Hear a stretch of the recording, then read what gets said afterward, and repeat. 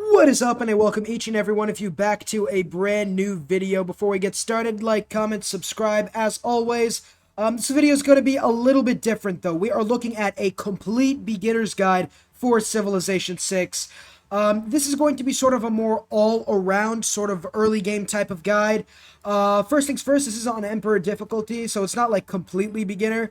I didn't want to play on deity because like rules are a little bit different on there, and Emperor I feel like is good for if you're just starting out with the game, or if you just like need some basic pointers or tips or whatever. So looking at this start right now, the most important thing you have to think about is where should I settle the city? Now that really does depend on a lot. Number one, you always want to settle near fresh water. Now what is fresh water? Well, when you open the lens and you hit settler, or when you just click on your settler, not the first one, the ones after that though. But if we go settler, as you can see, dark green is fresh water. So this right over here, beside a river or near a lake. It gives you 3 housing, whereas coastal water, which is literally on the coast, will only give you 1 housing. No water will give you no housing, and then this is like you can't settle on red tiles. So normally you always want to settle on these dark green tiles, unless for example you have like, you could settle like right over there and get an aqueduct or something, but usually that's just sort of like not worth it. So your first city is going to be your most important city because it is your capital and it has the palace building, which gives a lot of yields and resources that make your capital city essentially the most powerful. So you do want your capital city to be very strong. So the best place to settle is near some 2-2 tiles and maybe a few 3 food tiles or production tiles. So looking around, we do have a 2-2 tile, 2 food, 2 production, a 2-2 tile up there, a 2-2 tile there, lots of 3 food tiles, so this is a good place to settle. Normally you want to settle on the first turn, unless, you know, for example, you, like, let's say this tile was incredible, right? It was like a copper tile, and this tile was like a 3-3 spices tile, and this tile was like a 3-3 spices tile. Then it would be fine to, like, spend a turn moving over there, and then next turn you settle. But for the most part, you just want to settle in place, or like if you move into like open terrain and then settle on there, that's also a good idea. But for right now, I'm happy with my start, so I'm going to settle my city of Rome. Now, knowing what your civilization's abilities are will help you tremendously. So for example, Rome has Trajan's Column, which gives him an extra monument to start with in the ancient era. So when we look at Rome, we have the buildings, we see we have the monument and the palace. Everybody has the palace in their capital city. The monument gives you 1 culture and then another culture if you're full loyalty. We're full loyalty, so we're now getting 2 culture from the monument, so we're getting 3 instead of 2, which is very nice. I definitely recommend Rome as a beginner civ if you're just new to the game. Next up, we have the tech tree. The tech tree is pretty much everything you want for domination and science. Looking through the tech tree, so many technologies. You're not going to be able to learn all of them from just this video. These technologies are always sort of random. Like, you have to research the techs before them to get these techs, or like spaceship, late game type of techs. I'll go through them in like my spaceship victory guide, but for right now, we're just looking at the early guide. So we have to know what victory type are we going for. So for example, I'm playing as Rome, and as Rome, most of the time, you want 2 victory types, 3 really. You want to go for a domination, science, or culture. Why? First things first, all roads lead to Rome gives me a road in all cities near my capital. And roads, trading routes earn 1 gold for passing through trading posts, which is like when you finish a trade route, you get a trading post in that city. Roads are nice because they give your units movement, and normally you need to use trade routes in order to get those roads. But if, for example, you're playing as Rome and you settle a city within trading route range, you will automatically get a road, which is really, really nice. Next up, we have the Legion, a classical era unit. Let's just look through it. The Legion is one of the best unique units in the game. Replaces the Swordsman. It has 40 combat strength, and it replaces the Swordsman, which has 36 combat strength. 35 combat strength now, sorry. So, yes, so now, like, the Roman Legion is stronger, but it's also less of an uptime. Like, Roman Legion is an ironworking, requires iron, but it's obsolete in apprenticeship. So you do have to be a little bit quicker, I guess you could say, while, like, using your Roman Legion. So normally, if you have an early game unique unit like Rome, you want to beeline it as soon as you can. So, for example, I want to go mining, into bronze working, into iron working, so we can get these guys as soon as possible. Now, the other thing to take note of is what we call Eurekas in this game. So, for example, here in bronze working, to boost, kill 3 barbarians. if we kill 3 barbarians, then this little tile will fill up, and it'll be like researched essentially. Like it'll be cheaper to get bronze working and cheaper to get iron working. So you always want to go and look for the Eurekas on what technologies you want. For example, bronze working, I want to kill 3 barbarians and build an iron mine. That's what I want to do. And I need iron, which is this resource here, in order to be able to build my legions, which require 10 iron production and maintenance cost. The other thing you want to do if you're going for an early war as a melee type of unit, there are different classes of units. There are melee units, anti-cavalry units, cavalry units, and ranged units. So ranged units are obviously like archers, crossbowmen, stuff like. They're also siege units, we'll get into them. Like, for example, they have weak melee strength. Like, they only have 15, while a spearman would have, like, 25. The range strength is 25, whereas a spearman's 25 as well. You want to attack. They have 2 range, so they can attack from 2 tiles away. Although, if there is something obstructing their view, for example, if I am in this tile, the jungle tile, and I want to attack somebody on this forest tile, well, I can because they're 2 hill tiles, but if I was like on this tile and I wanted to attack someone on this tile, I couldn't because the jungle hill is obstructing my view. So you have to, for example, either be on a hill, be like right over here, I could attack this guy, be in a city and be able to attack this guy, or just be like in open terrain here and be able to attack this guy over there. Next up, we have anti-cavalry units. They have a 5 combat strength bonus against cavalry units. For example, the horsemen. Is it 5 or 10? I think it might be 10. Just go for the spearmen. There's also the Civilopedia. If you ever have any questions, just hit this question mark up there. The spearman, what is his unique ability again? I can't see it from over there. I think it's 5 combat strength. We'll just assume it's 5 combat strength. The swordsmen, which our legion replaces, has 5 combat strength against the spearmen. And cavalry units are just like 4 movement speed, like extra movement speed. That's what makes cavalry so strong. So for right now, we want to go for an early war, because if you take enemy cities, you get like more resources, more yields. So we are just going to beeline ironworking and try to kill 3 barbarians and get an iron mine. So for the build order, you know, it depends, right? You could go for a scout early on, which has 3 movement speed. I don't like going for scouts early on. I would much rather go for a warrior, which we can use to upgrade into a legion later on, because upgrading units is much easier than just hard building all these units. So we will go for the legion. After that, we are going to go for a slinger, so we can kill a barbarian unit with an archer, is what you normally would want to do. I don't want to do that because legions are so powerful. I want to upgrade 3 to 4 of them, so we'll go for 2 warriors, and then we'll go for a settler to settle another city. So let's keep moving. Rough terrain tiles, every tile costs movement points, and like for example, this costs 3 movement points, but if I have max movement points, I can settle that tile, so I move up through there. It's pretty much exploring at this point. We are trying to find an enemy civilization. We're trying to find tribal villages and city-states. For example, this costs 1 movement speed, so I can move here. Even though I have movement speed, I can't move on this tile because it costs 2. And I can only move on these tiles, which cost 1. Going across the river takes all your movement speed, unless you have like 4 movement speed. So you always want to, when exploring, go towards hill tiles because they provide a better vantage point. So let's keep moving. There's a city-state of Kumasai. We were the first to found them. So as you can see, the city-state meeting bonus. If you are the first major civilization to found a city-state, you get 1 envoy. Envoys give you massive bonuses. So for example, 1 envoy gives me 1 culture in my capital. 3 would give me culture in museums. 6 would give me cultures in chancery. Those are late game buildings. And I have a special suzerain bonus. If I have the most envoys in a city-state, as well as at least 3 envoys, it gives me a special bonus. Trade routes to any city-state provide 2 culture and 1 gold for every specialty district. So found in Kumasai will give me 1 extra culture per turn, which is very, very nice. And this is our first civic. Let's go to the policy card, for example. First things first, you have policy cards. Early on with chiefdom, you can only get 1 military and 1 economic. You can pick which ones you want to go for. Normally, you want to always go for Discipline and God King. God King is very nice because it lets you get a Pantheon. And later on, you're going to be able to get different governments, which will give you more policy cards.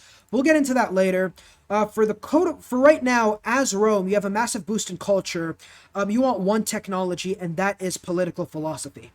So same things, you can boost civics as well, discover a 2nd continent, get 6 population in all your cities, build a district, and find 3 city-states. The reason you want political philosophy is because you want oligarchy. We'll get into that later. Alright, now we're just going to keep exploring with the warrior unit. We'll hit next turn, we'll keep going. Yes, we'll keep exploring with this guy. We have another warrior coming out soon. Ooh, scouts are bad. You always want to kill scouts when you can because they will go back to their encampment and spawn barbarians. And they could spawn like 3 or 4 and they could really ruin their day.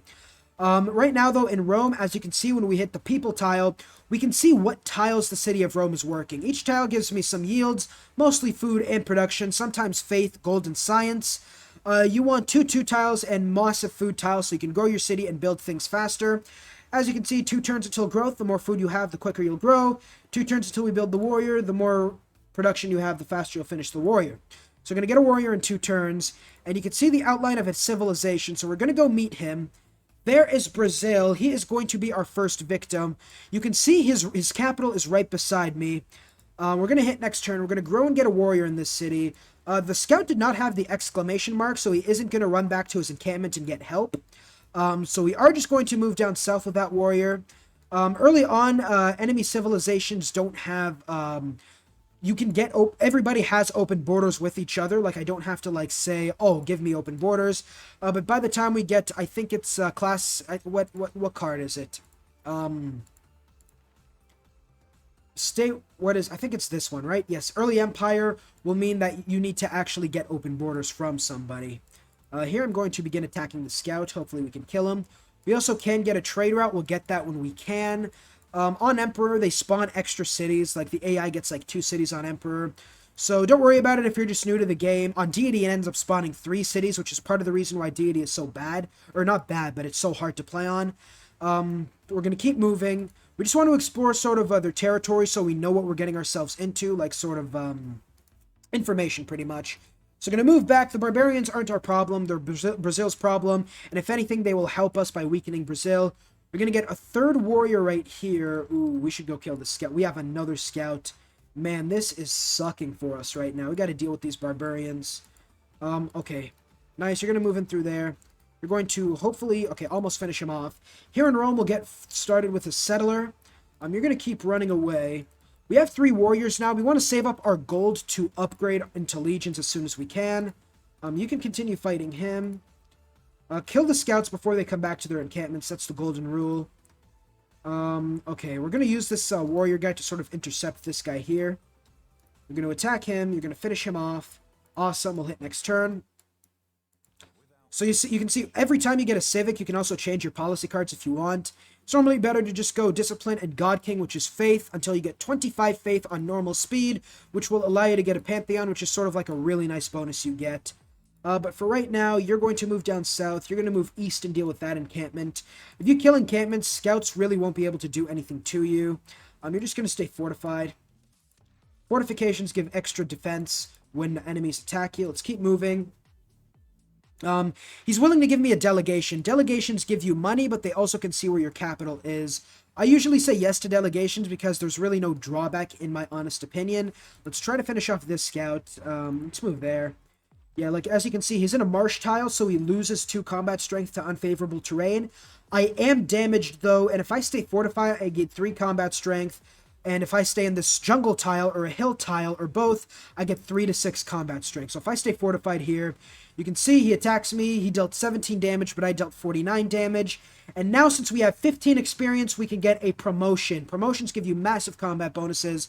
For example, Battle Cry will heal me and then give me 7 combat strength, as you can see, and I can absolutely decimate everybody. Let's continue attacking the scout. Awesome, we dealt with all the scouts. Rome has 5 population, and its production should be very nice. We did bronze working. We killed 3 barbarians, and now we got bronze working. We need to find iron now. So if we search up iron in the search bar up here, we find 2 sources, one over here and one over here. So what I'm going to do is I'm going to take this map tack up here, and I'm going to place a city right over there. Why over there? Because number 1, it's going to be closer to Brazil, which helps me with loyalty, which we'll get into later. Number 2, we'll be able to buy that tile and get iron, and buy that tile and get iron. And it's also a solid city spot with 4 food, a 2-2 tile up there. You know what? I'm going to move this guy actually over here, if I can, or maybe on the citrus tile. Settling on luxuries is always nice. So I can just immediately get that tile, and then the city of Rome can get that iron tile. So we're going to get the settler soon. You're going to go down south and deal with him. You're going to go deal with that encampment. We'll hit next turn. Scouts always come from an encampment, as do warriors. You're going to move over there, and yep, there it is. There's also a tribal village, which gives you a sort of reward. It's sort of like a loot box, but instead it's like free, essentially. It's pretty much a loot box. You can get whatever. It could be good, it could be bad. So you move on to there. Early Empire got boosted. We got 1 new population, which is one of the better ones. And now the city of Rome has 6 population. When you get, like, more advanced into the game, you do want to, like, sort of start micromanaging your cities. Like, try to get more production. Like, we don't have enough housing, as you can see, to get extra population, or at least not efficiently. So we do just want to go for production now until we can get more housing, which is given by districts or production or stuff like that. We do have Early Empire now. Usually I like going for the economic card to go get settlers, but we're not going to do that for now. We do want to just beeline political philosophy. Here in the city of Rome, we need 1 city over there. That's fine. Can I build another settler? No, not in a good time. We want an iron mine here. So what I'm going to do is I'm going to build a builder to get the iron mine there, and then go get the iron mine up there. Governor time. These are governors. Governors give you different advantages for each city, as well as loyalty, which we'll get to in the future.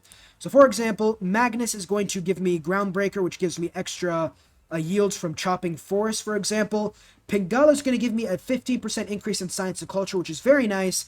But what I like to do, especially early on, if I get an envoy in a city-state like Kumasai, I only need 3 envoys to get suzerainty, and suzerainty will give me, like they will show me all the map information they have gathered. So if I take, for example, Amani, who I can put in any city-state, and she'll give me 2 envoys, I put her in Kumasai, in 5 turns I'll get suzerainty of Kumasai, and they will show me everything they know, pretty much. Also, I'll get the suzerain bonus, which is also very nice, because Kumasai gives me a culture from trade routes, which is always good.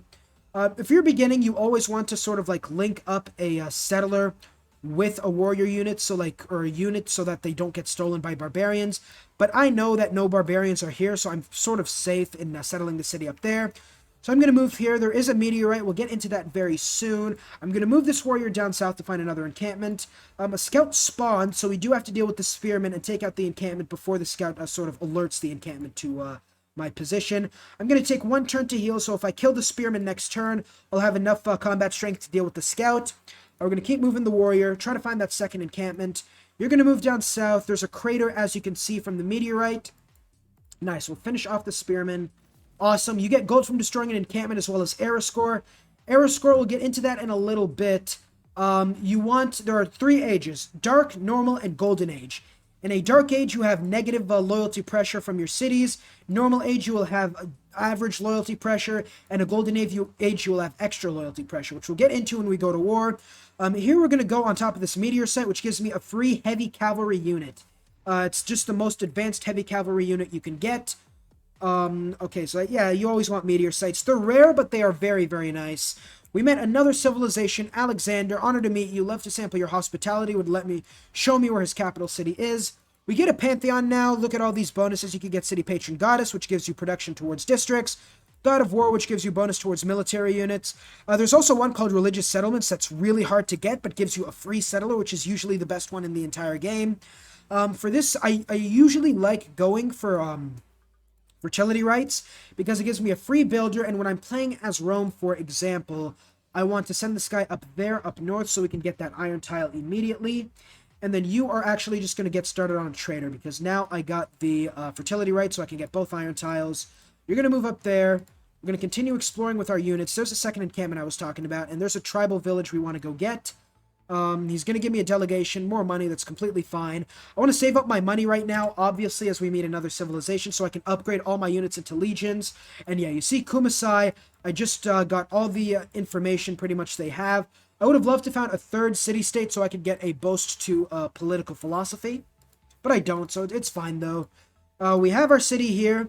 It's on a freshwater tile, so we are going to immediately settle it. And then here, you're going to immediately get started on let's go for a builder. Then you're obviously going to go to that iron tile. Cities also passively gain tiles, by the way. So I'm going to see if my city gets the iron tile before the builder gets there. I doubt it, but it could be nice. Also, you can see the road that was built thanks to my unique ability, as well as the culture from the monument I got, which is very, very nice.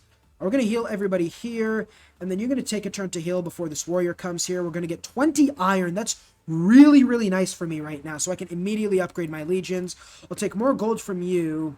We're going to wait till this warrior gets here, then begin attacking with 2 people. We're going to hit next turn again. Pedro declared war on Auckland. Okay. We're going to keep moving there. There's a warrior spawning, and let's move you there. Here, we'll move you also down south to come help with these guys. You're going to continue exploring, go on that hill. Awesome. Next turn.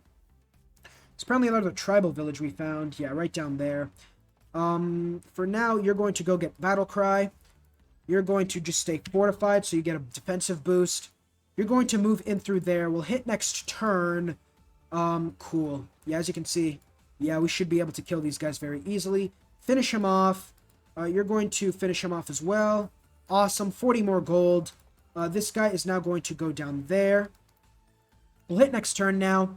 Normally, you always want to go for an early war, because when you take enemies' cities that they worked hard for, especially in the higher difficulties, you get massive bonuses because they're already built up. They already have districts.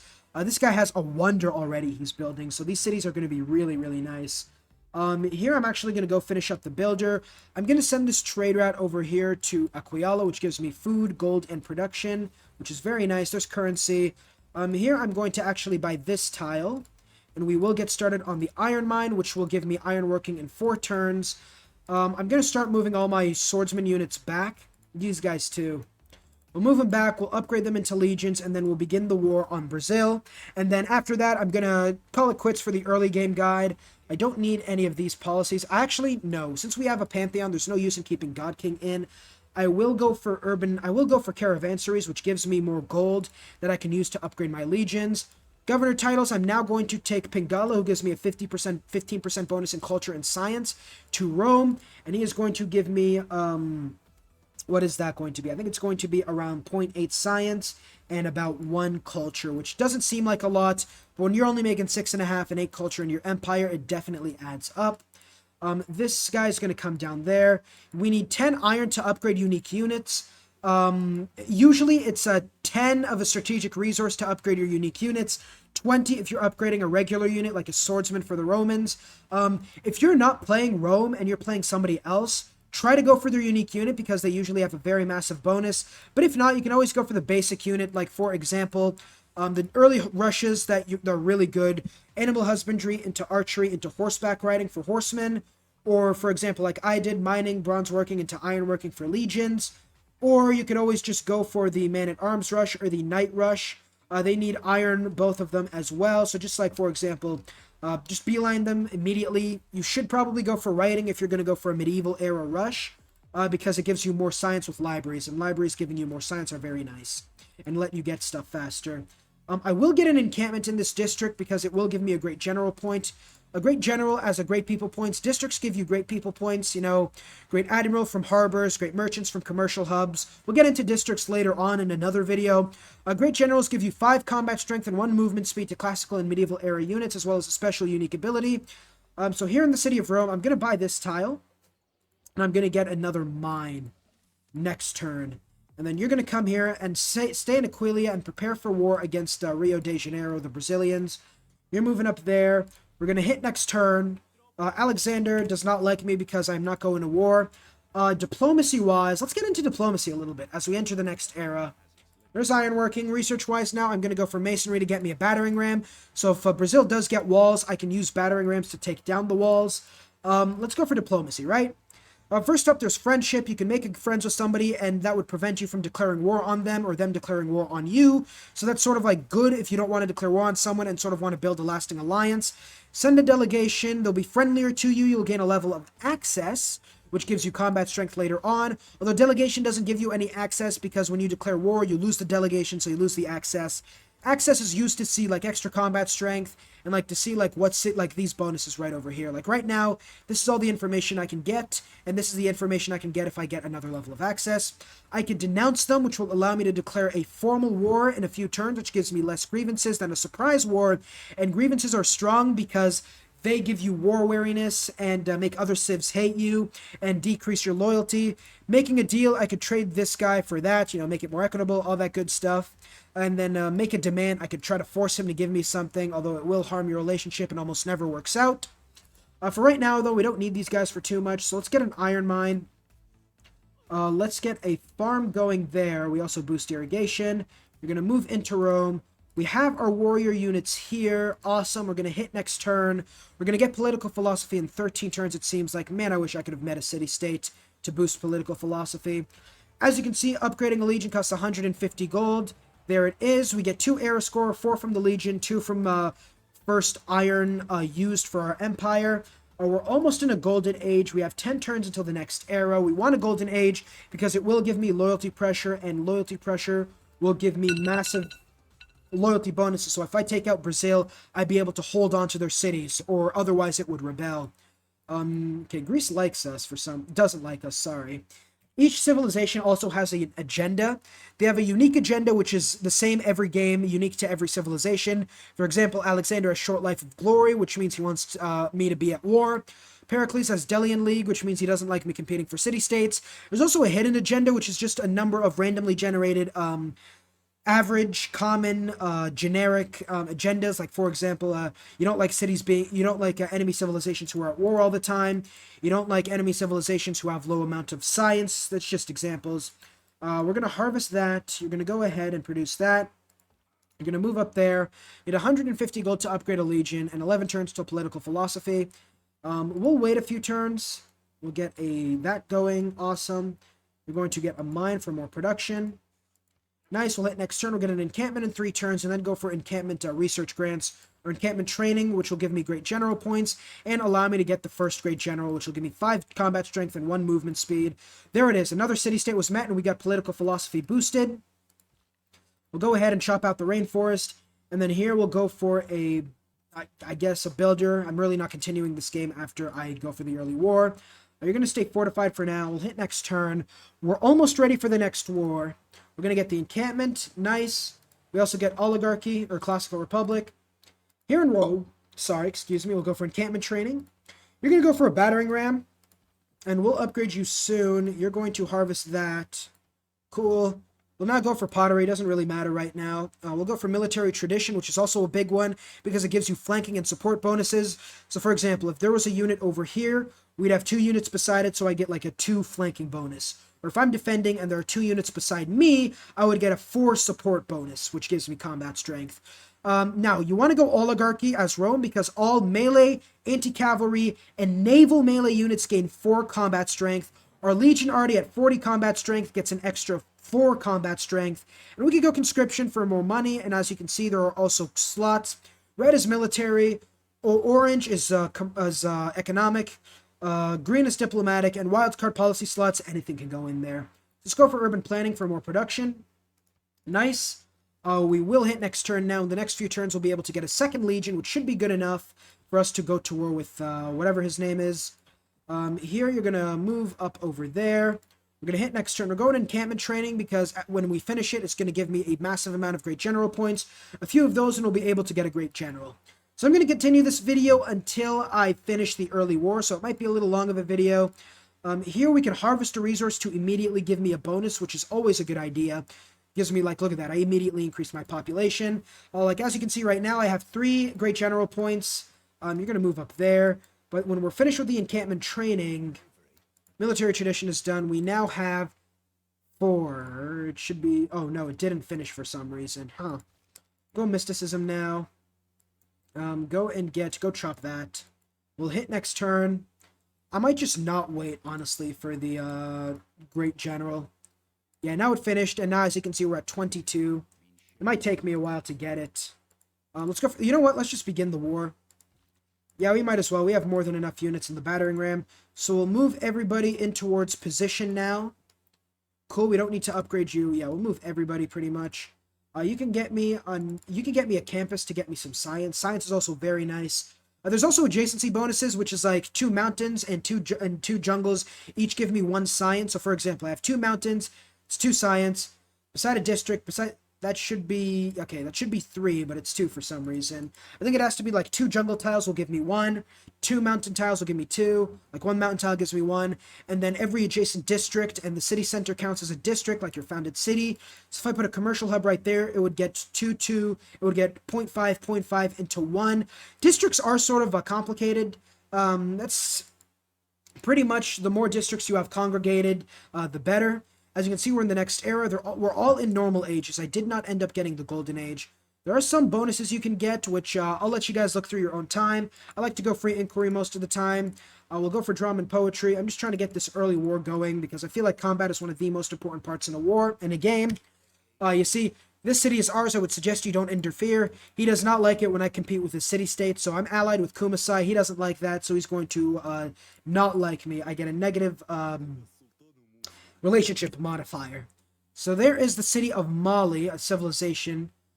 Cool. There's irrigation. Over here, we're going to go for currency. Awesome. We're going to move these guys in through there. We're going to move this guy there and then declare war. Cool. Rio has 15 combat strength, so it shouldn't be too hard to take out. Now, this is big, right? He's saying, like, are you declaring war on me? Your units are a little too close.